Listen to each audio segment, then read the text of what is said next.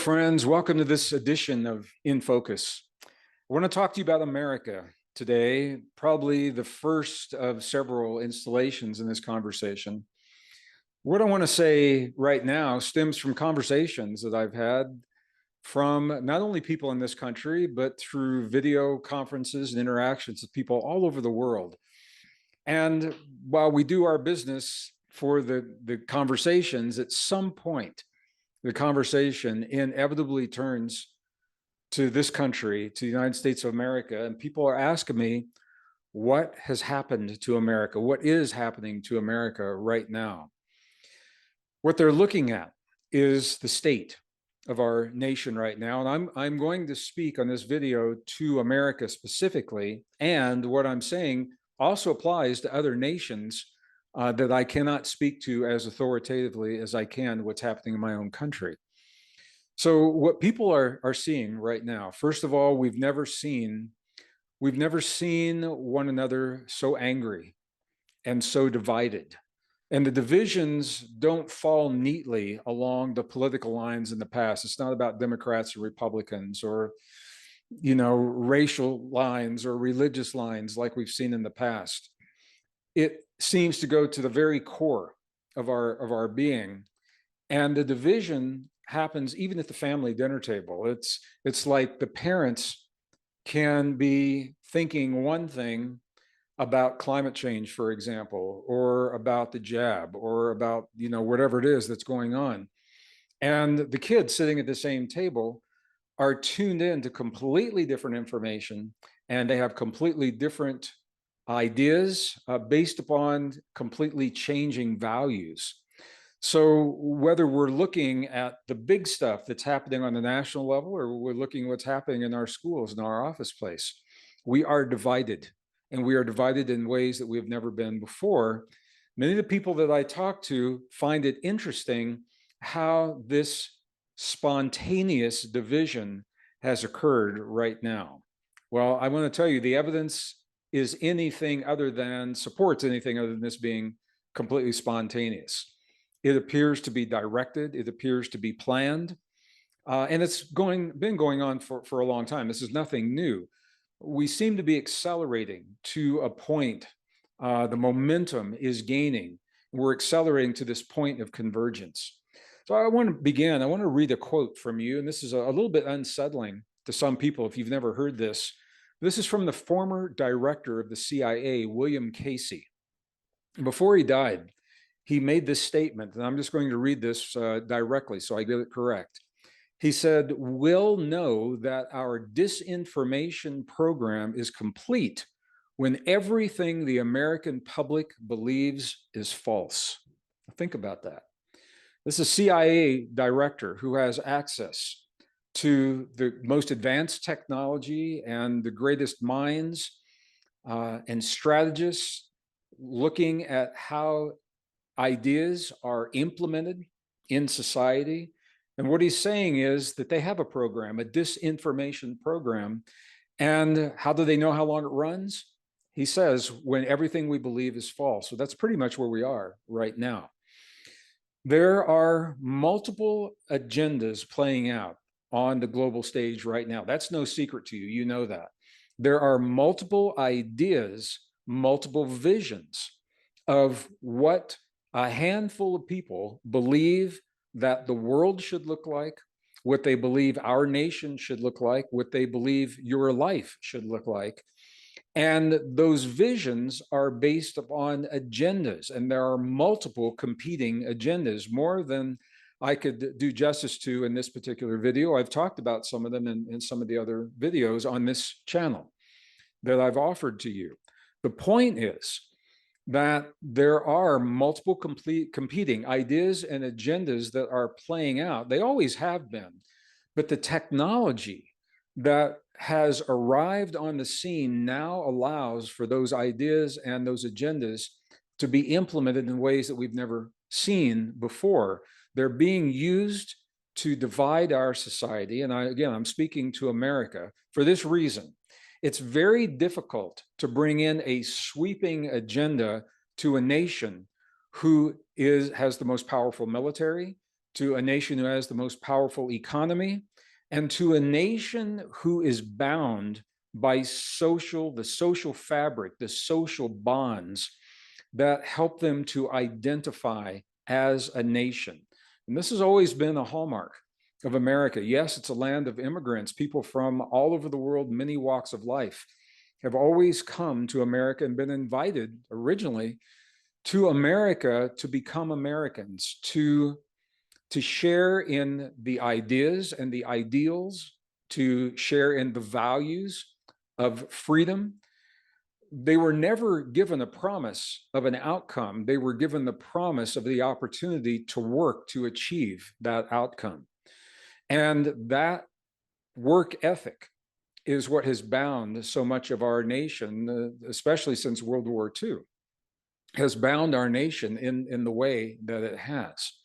So when you have a strong nation on so many fronts, it's very difficult to move the mark, to allow, to ask those people to allow a new idea, a new vision, and a new agenda. What has to be done is those social bonds must be broken. You and I are experiencing this right this minute. The social bonds of our nation are being broken one after another after another. I'm amazed at, I know it's happening, and I'm still amazed at how successful that this disinformation program has been. I want you to think about this. If the powers that be, and again, I'm not going to identify who they are in this particular program because we've done it in the others, and it doesn't make any difference for what we're talking about because I'm going to talk about you and me. There are powers that be out there that want to see a different world. They need to see a different America. If they tried to impose their idea on us, we would fight back, and we have the means to do that. We have the freedoms to do that. Something much more insidious is happening. Some people are calling this a different kind of warfare. It's not kinetic warfare with necessarily guns and boots on the ground. It's a warfare that's playing out in the battlefield of your mind and my mind and in our hearts. It's a battle of ideas. It is called the many different names. The fifth domain of warfare is what some people are calling this. It is the use of technology to create misinformation, to fabricate information that becomes so pervasive. You see it in so many places that it becomes accepted as the fact. And that information then leads us to believe and accept certain ways of thinking, certain ways of believing, certain ways of acting in our lives that move us in the direction that is desired to achieve the agenda, except we are the ones making the choices based upon what we think is true in our lives. Climate change is a perfect example. And I've done so many videos on this. As a degreed geologist, I can say to you that the levels of carbon dioxide, I'm just giving you an example, 11 levels of carbon dioxide that we're seeing right now, they're not dangerously high levels. They're actually on the low end of the spectrum in the geologic time frame from what we have seen in the past. Are they higher than they were 5 or 10 years ago? Yeah. But on the geologic spectrum, that doesn't really mean a lot in terms of Earth processes. Are they dangerous? They don't appear to be, because our 400 parts per million right now that we have, that's nothing compared to the nearly 1,000 parts per million that we've seen at times in geologic history, in the Jurassic period, for example, the Cretaceous. When carbon dioxide levels were higher, Earth temperatures were warmer, sea levels were higher because the ice had melted, forests were lush, they were green, life was abundant. And it was only when those carbon dioxide levels were reduced that there was the mass extinctions of large-scale extinctions of large mammals, megafauna and megaflora in the Pleistocene, for example. So the carbon dioxide, if you think about this, it's interesting. CO2, carbon plus 2 oxygens. Where does our oxygen come from? It comes from the plants taking in what we exhale. They take in the CO2 and they break it down and release the oxygen, which is what we inhale. We exhale the carbon dioxide And that's the beautiful symbiosis that we see in the world today. So I'm just using this as an example, because carbon dioxide, through misinformation and disinformation in mainstream media and in digital media, has been demonized to the point where young people are afraid of it. They hate it. They think it's the worst thing in the world, and they'll do anything they can to reduce those levels of carbon dioxide. It's a beautiful example of disinformation, misinformation, leading us to believe something that's not true, and then to act and to vote with our pocketbooks, vote with our policies, to support false narratives based on cherry-picked data and obsolete science. It's exactly what's happening. So how is this happening? If you step back and look at the big picture, we know that this is not spontaneous, and it's actually following a pattern. Once you see this pattern, it is very hard not to see it. You know, in the early part of the 20th century, mid 20th century, there was a philosopher, a social philosopher, and a social organizer. I know many of you know his name. You probably studied him when you were in college. His name was Saul Alinsky. And he wrote a book that was titled Rules for Radicals. Interestingly, and I remember this because I was just graduating high school when this book came out, and it was the talk of the deep thinkers in our school. People, this was at the end of the 60s, the early 70s, you know, and there was a lot of social movement that was happening during that time. This book was released in 1972 called Rules for Radicals. And I want to share something. I'm going to read this so I get it exactly correctly. What Saul Alinsky said, that when you want to break a social bond or break any kind of a bond, there are 4 very clear steps. Let me read them to you. And now let's see if we see these playing out in our lives today. He said, the first thing you do is you pick a target. You've got to be very specific about what it is that what bond are you going to break? Once you pick that target, you freeze it, you isolate that at the exclusion of everything else. You're going to zero in on what you have identified. Then listen to this, you personalize it. You personalize it. That means you make it relevant to each individual. You go to the gut, you go to the primal fears of security, the primal fears of sexuality, the primal fears of financial loss. You go to the primal fear, you personalize it, and then you polarize it. It's the last step, you polarize it. Now, with those ideas in mind, look at what's happening in our society. And let's go back to 2011. For example, with the Occupy movement. I remember a lot of you remember Occupy, maybe participated in Occupy because you believed it was the thing to do. And I'm not saying it's not.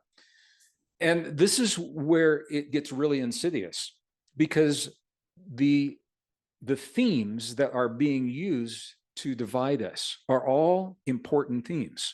They are happening.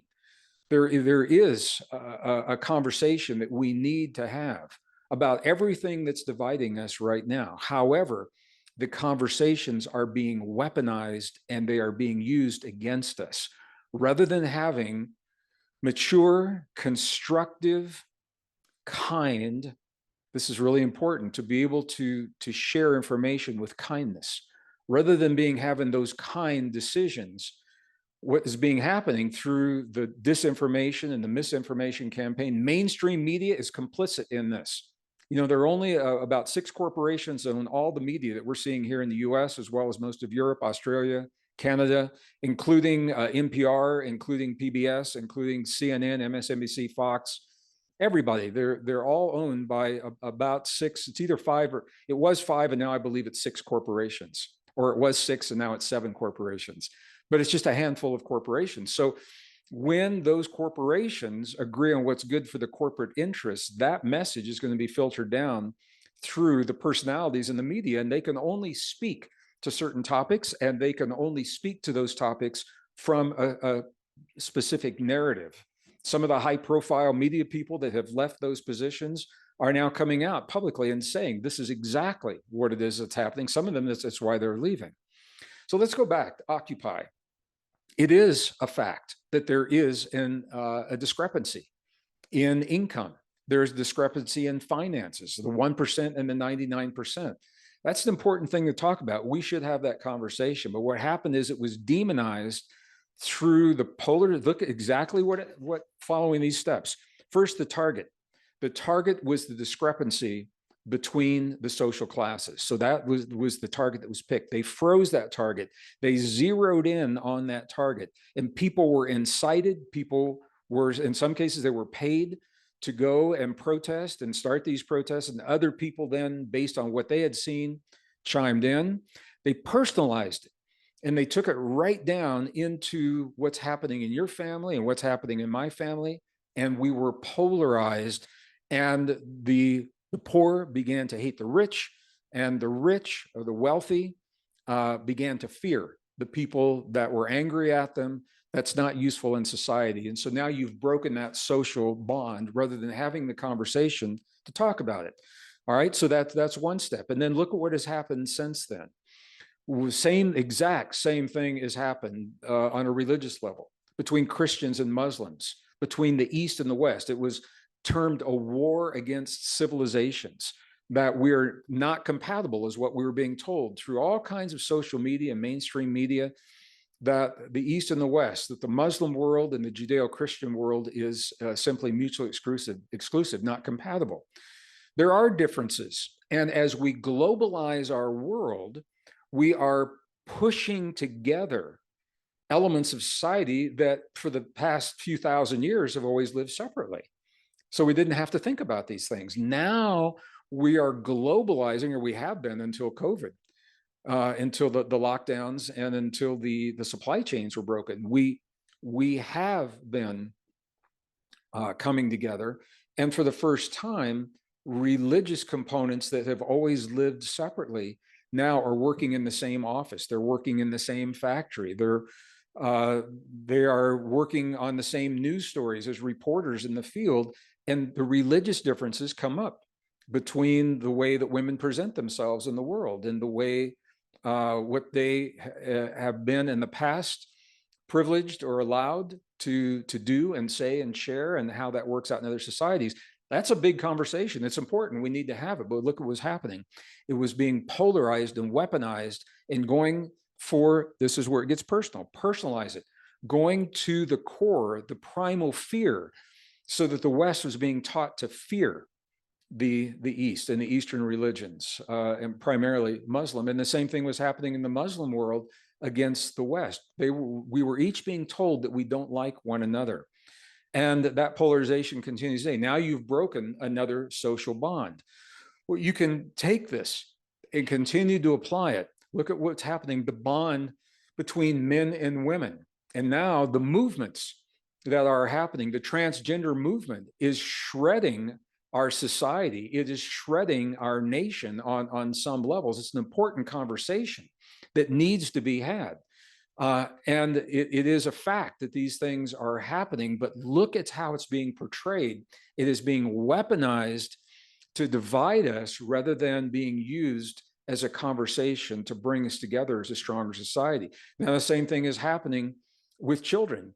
Children are being taught that they are not necessarily the gender that they were born into biologically. That's an important conversation. Now that has been carried to an extreme. It's been weaponized, and it is further breaking the bonds of our society. So this goes on, in blacks against whites, again, Christians against Muslims, Asians against whoever. I mean, it goes on and on and on. What is happening is that these ideas and these topics that are so deeply personal to all of us, the Me Too movement, a beautiful example of this. Yes, we need to have that conversation. Look at how it was used. It was weaponized to polarize men's beliefs and women's beliefs and sexuality, and it goes on and on. What has happened effectively is that nearly every social bond has been broken. And we are more divided as a society because we do not have a common identity any longer. That is effectively making us vulnerable. And this is the whole point.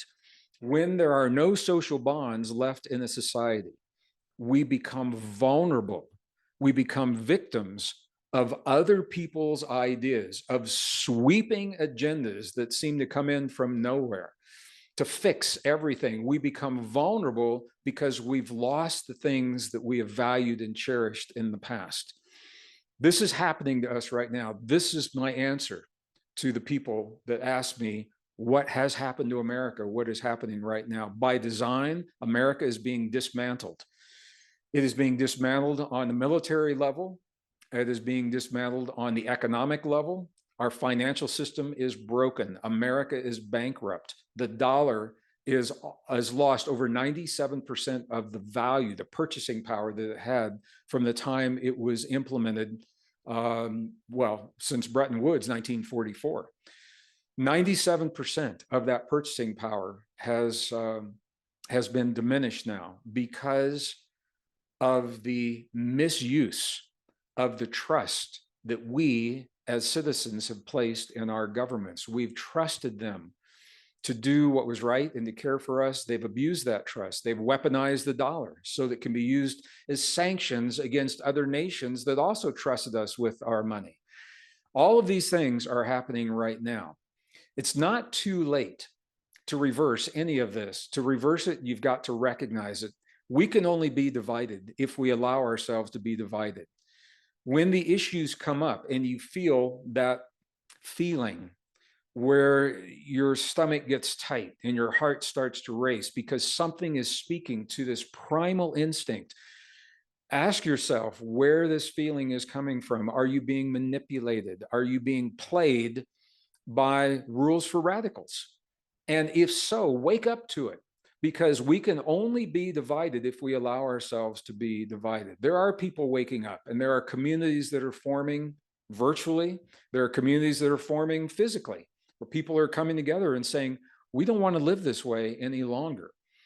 Many of you know, if you watched enough of my videos, I live and always have in relatively rural areas. I live in a rural area now in northern New Mexico.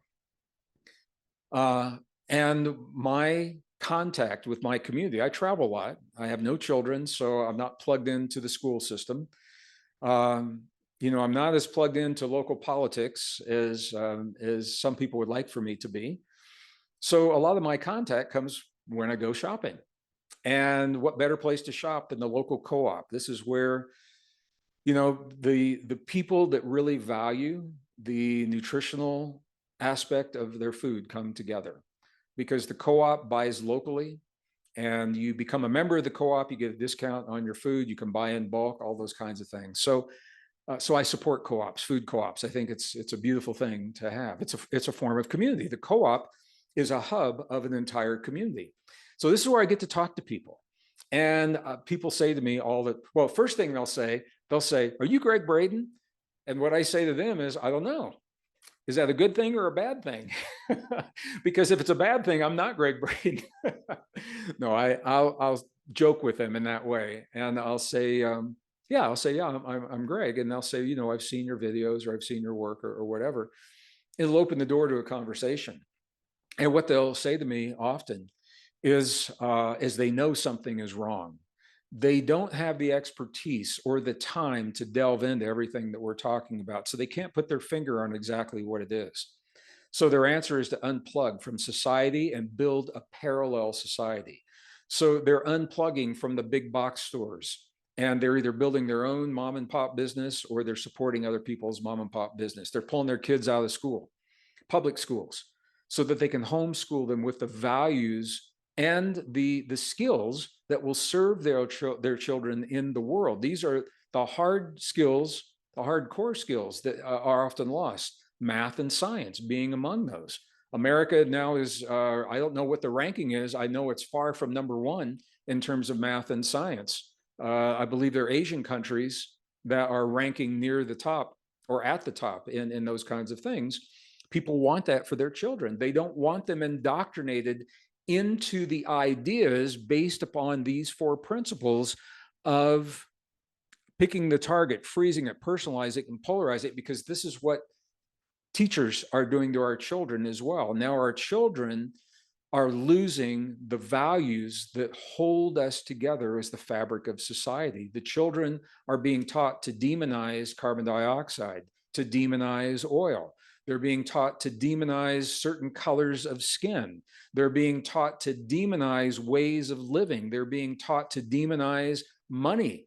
They're being taught to demonize business. And now what those young people are saying, when I see them in the co-op, they say, I see no future for myself. The world is falling apart. I see no future for myself. And if I were in their shoes, I might see the same thing. But you and I know something else is happening. The end of anything, by definition, is the beginning of what comes next. The end of anything. If you end the cycle, the end of that cycle, by definition, is the beginning of the next cycle that begins. It happens with the seasons on the planet. It happens with financial cycles. It happens with biological cycles. When a woman ends her period, it's the beginning of the time until she begins her next period. That's the way that when you see the end of a cycle on the moon, when you see the end of the cycle on the sun, it's the beginning of what comes next, leading to the next cycle. There's a new world emerging, and it's happening right now, but it's hard to see it sometimes when you're in the midst of the world that we have known, that is buckling and collapsing before our very eyes. 50 years from now, we'll look back in history and we'll see this isolated moment in time. They'll say, man, what a wild time that must have been. It looked like a little drop in the bucket of time when the world changed. But if you're living it in your lifetime, the time seems like it just goes on and on. When is this going to end? When are things going to get better? Well, I want to tell you, things are going to get worse before they get better. They have to, because we are living in broken, unsustainable systems. The economic system is buckling and collapsing. The financial system is buckling and collapsing. The system that we use for energy is buckling and collapsing. The way we think about geopolitics is buckling and collapsing. The role of the military, what it means to have a war. In the old days, a war, somebody would win, somebody would lose, and there'd be something of value to gain. That's not the case anymore because of the technology we have. If we really go to all-out kinetic war, everybody loses. We're living this time when everything changes. We're at the end of the cycle, the beginning of the next. So what I'm going to invite you to do is you've got to keep your eye and your mind and your heart on what you know is possible. May not be there right now, and timing is everything. We may not be able to implement it right now. You've got to be thinking about parallel systems.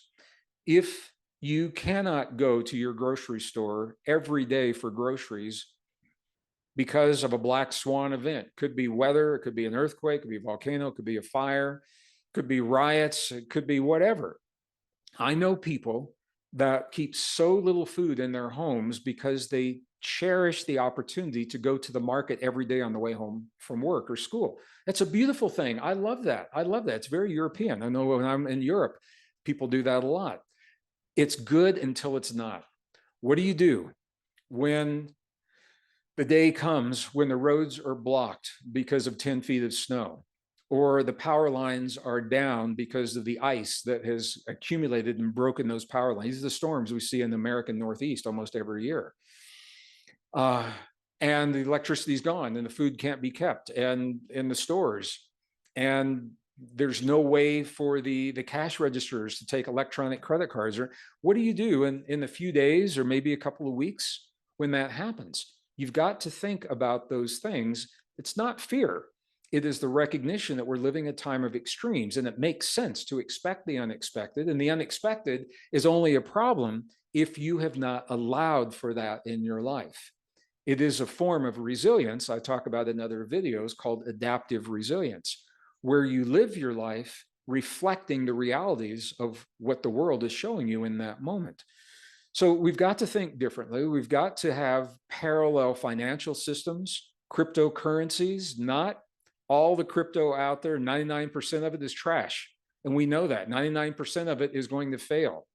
But there is a solid network called Bitcoin that is being badmouthed by the media and by the banking system because they're afraid of it. They're afraid of it because it threatens the centralized banking system that is now being manipulated, the fiat currencies that's not backed by anything. that banking system is buckling and collapsing, and people are looking for an alternative system. Bitcoin is one of those systems. I'm not a financial advisor. I can't say that's what you want to do. And I will say you would never want to put everything in one place. You want to spread you need everyday cash to work with. You need some way to preserve your wealth and something that is not going to be vulnerable to the lust and the greed of a centralized system. Maybe that's precious metals. Maybe that is crypto.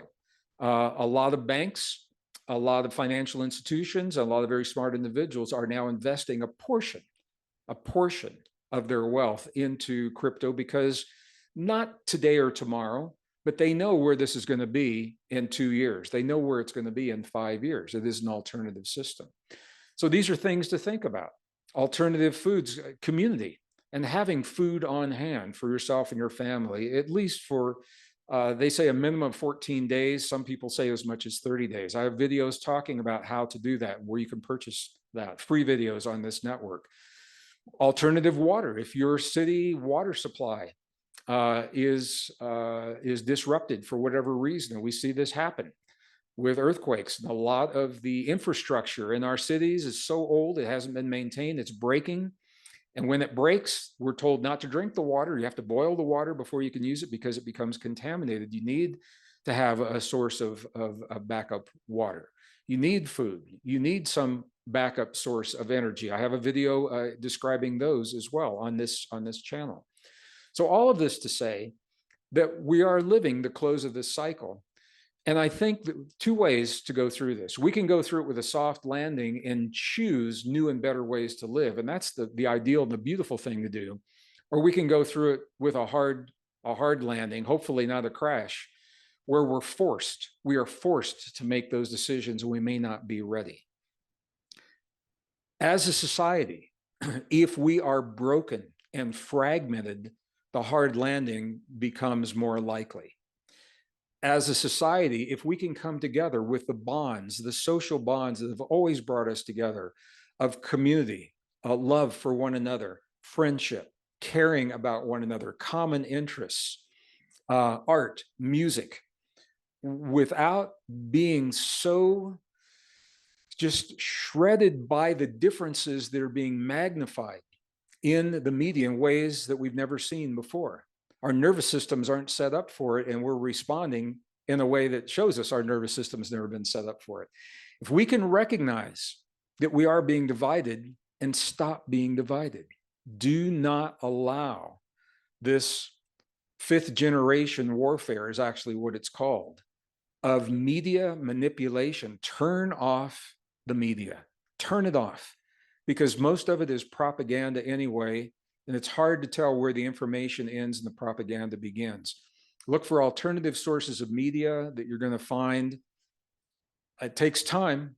It does take time, but there are some good sources that are out there that you can find on YouTube.